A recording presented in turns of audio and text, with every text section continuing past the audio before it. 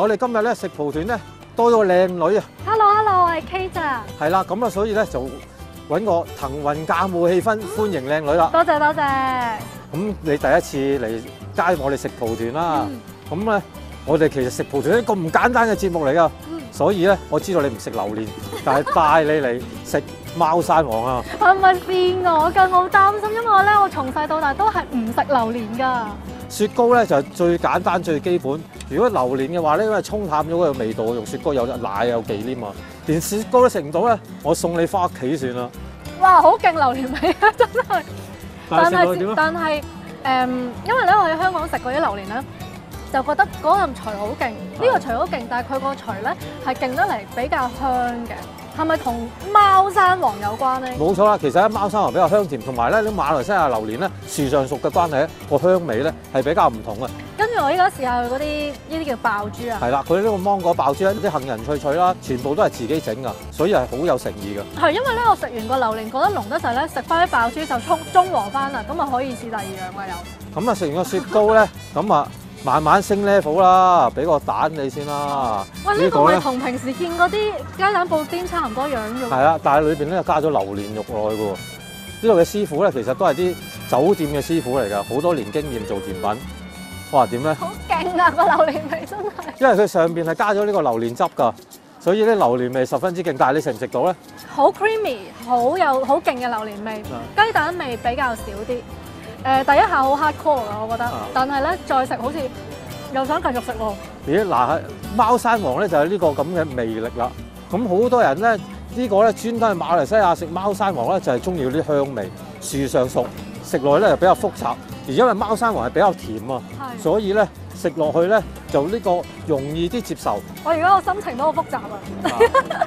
點解咧？因為咧又食落第一啖又好難接受，但係咧唔知點解又繼續喺度爬緊。嗱，跟住咧食呢個 pancake 啦 ，pancake 咧就有忌廉加埋榴蓮肉啊，同頭先個燉蛋又唔同啦。呢個又係咪又升咗啲 level 咧？好勁啊！真係勁成點啊！榴蓮味好，直情係似咧將啲榴蓮肉打碎咗一劈 cream 就塞入去。係啦。好勁！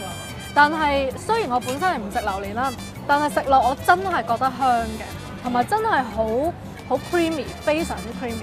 其實咧呢度咧真材實料咁去做榴蓮咧，咁啊全部咧呢個喺新加坡咧一個叫四季榴蓮檔嗰度飛嚟㗎。嗰度咧佢其實四季都有貓山王㗎，同埋呢啲而家愛嚟做甜品嘅榴蓮肉咧，佢係最當造嘅季節咧，用-18度咧去雪咗佢啊。-18度以下去雪榴蓮咧就可以 keep 住佢新鮮程度。所以365日都有得食啦。冇錯啦，咁啊佢就用呢個急凍嘅榴蓮咧去 blend 成呢個醬咧，咁然後就做各種嘅甜品啊。跟住咧你食埋呢個純榴蓮肉嘅 pancake， 哇！呢個啊真係〜呢個真係榴蓮肉嚟嘅喎，入邊係啦。我哋因為咁樣 step by step 咁食，因為你唔食榴蓮嘅話咧，咁樣一級級上咧可以試到真係榴蓮嘅味道啦。呢個就入邊完全係榴蓮啦，但係出邊咧就係一個熱嘅 pancake 嚟嘅，係啦，煎到好脆嘅。咦？咁入邊係凍，出邊係熱喎？呢個冰火嘢嚟㗎。係啊，試試先。嗱，今次更堅你係咪啊？哇！以呢個唔食榴蓮嘅人嚟講，你覺得點咧？我中意食緊榴蓮啊！係啊！哇！完全係呢個就冇 cream 冇成100% 榴蓮肉啊！嗱，對於咧真係唔識食榴蓮，好似我咁樣成世都係食過，即係幾歲嘅時候笑一粒就冇再敢掂啦。呢個真係呢個係呢個大學係咪啊？係大學嚟㗎啦，太勁啦！就嗱，客觀嚟講咧，我覺得佢真係香，同埋真係 creamy 嘅，即係真係好軟熟。但係如果怕榴蓮咧，就真係麻麻地啦。咁而家你覺得會唔會食咗之後咧，以後會慢慢試食榴蓮咧？我諗我會再翻嚟試呢個，食多幾次咧，可能會轉呢個。呢個咧未必住啦。哦，OK。咁我仲有杯奶昔，不如我思享啊！見你食到面都歪埋。